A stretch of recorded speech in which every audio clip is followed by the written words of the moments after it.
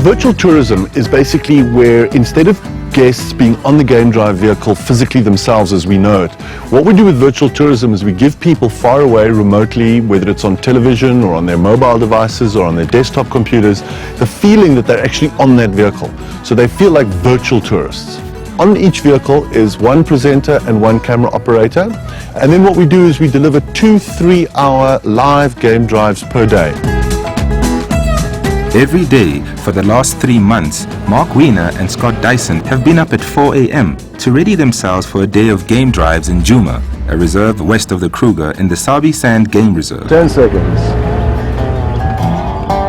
At 6 a.m. sharp, their game drive goes live on the internet. Good morning and welcome to the Sabi Sands. It's another beautiful day and really looking forward to this morning's adventure.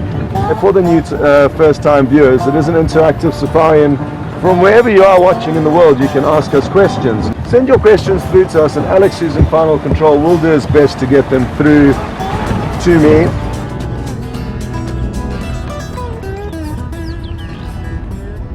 The operation is directed by Alex Roldan from a control center on the reserve. Alex fields real-time social media questions and relays them to the presenters in the field. Okay, Scott, question from Alicia in Windsor, Canada. Do any of the cats, big cats, get affected by catnip like house cats do? That's from Alyssa in Canada. It's something that I've never tried, but I believe it does work. I've heard it does work for leopards, and just like a regular house cat, they get extremely excited by catnips. So just how different is it being a field presenter on the internet compared to a traditional game guide on a game drive? It's surprisingly easy and very different from the perspective that we're not pressured for under time like most guides are here with guests that are only here for 3 or 4 days. So that kind of ongoing safari does make things easy for us, and the fact that we're going out on an adventure every morning does help us get out of bed. To be able to do this and reach people all over the world, because you see, this is my life. I live this, I breathe it. To share that and to have people around the world that are interested in it and they ask questions, because I'm not seeing people in the flesh doesn't mean that I can't interact with people. To produce a live streaming game drive, one needs state-of-the-art technology. But how does a virtual game drive end up on your computer? It's a really complicated system in order to be able to give people that sensation of actually being on that game drive vehicle live.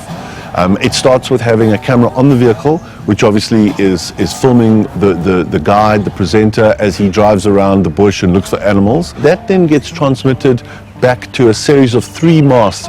We then decode that signal, which then gets sent over another wireless network back to our final control. From there, we switch between the game drive vehicles and we uplink that signal via satellite down to our playout center in London. It's an automated playout center. There, we send it across the Atlantic to our content distribution network in Salt Lake City. Even with all this technology, the team on the ground faces the occasional technical problem. So we've lost signal completely, and that is fairly common. It does depend day to day how the signal operates. I don't understand too much about it, but signal problems are an issue, especially when we do get into lower lying areas. When 2 vehicles are out, which is the majority of the time, then you can always switch from one vehicle to the next, which does help. So yeah, we try and get into... I've got your signal back, mate. So we got the signal back now. In 3, 2, 1, got your line. Welcome back, and like I said, there's a chance we may lose signal here. Fortunately, these signal crashes don't last too long and are mostly caused by the terrain through which the vehicles move. Mark and Scott end the morning game drive at 9 a.m. and spend the rest of the day relaxing at the research camp in Djuma. At 4 p.m., they begin the afternoon drive. We caught up with the team as they prepared their post-game drive brunch and asked camera operator Wilhelm what his biggest challenges are during the live broadcast. Our biggest issue is dust. We need to clean it out quite good, especially in the lens, all the sliders and stuff. It gets grimy after a while, and corrugation on the road, it just pulls everything apart. I'm actually surprised how long these cameras last. I don't think they would make it past a month, and they're still going strong. And we've never lost a camera. We've lost equipment on the vehicle has gone faulty, but never a camera. But it could happen, and but then we have to figure it out. We have been so lucky with the cameramen being very interested in wildlife, and is that they also help to spot animals. A lot of the time we'll be driving around thinking about our own things, possibly looking for tracks on the road, and often it's been so often that the camera has been, there it is, and they spot the leopard or lion that you've been searching for. Spending 6 hours on live game drives has made for some memorable sightings. We noticed that there was an impala lamb that was on its own. The young impala started to vocalize small little murmuring grunts to try and call its mother.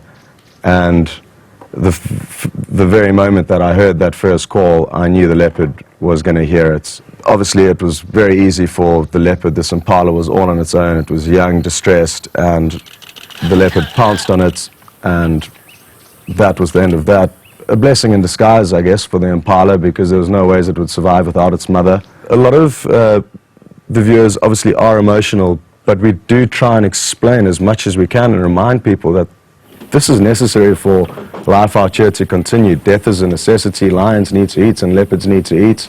It is a difficult thing, especially from a director's point of view and a cameraman's point of view, as when we are seeing these quite harsh and emotive sightings, how tight to go in and how much of a picture to show. While our camera was with team, a viewer notified Scott that he had seen a leopard at one of the fixed waterhole cameras that broadcast 24 hours a day. We set off to find the leopard. After hours of searching, Scott came up empty-handed. Some of his friends were not impressed. I got a message on Facebook slating me for the performance on yesterday morning. It's no different to regular guides, I guess, having to manage guest expectations that come from overseas on safari. A virtual game drive is no different to physically being in the vehicle when it comes to sightings. Your luck can change at any time.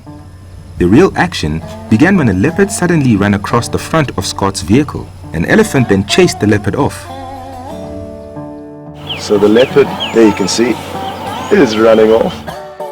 The reason for the elephant's lack of hospitality soon became apparent. There were babies around. Babies that were curious. To say good morning, I think it is. Morning, I think it is. Beautiful.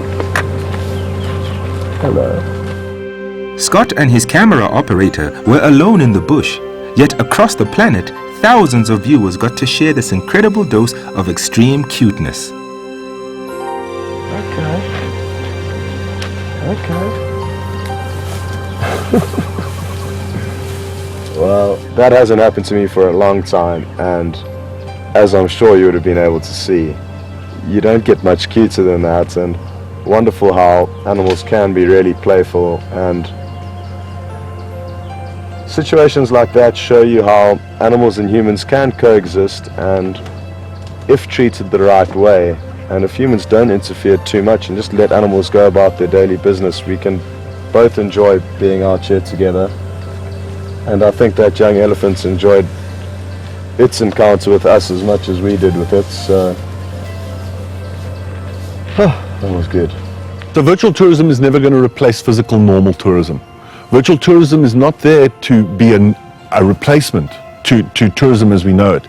It's there to augment current tourism and to recognize that we cannot continuously expand the number of people that we take into these sensitive environments in order to make more and more money to justify its conservation in the current mechanism that we're doing that. The time comes that we're going to have to be able to bring many more people but reduce the impact, and that's where virtual tourism comes in. Virtual tourism is here to stay.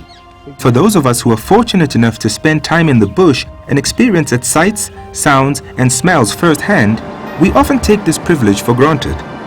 The internet has now opened this wonderland to thousands of online viewers who, for the first time, or the 100th, can experience the majesty of our Africa in real time, wherever they may be.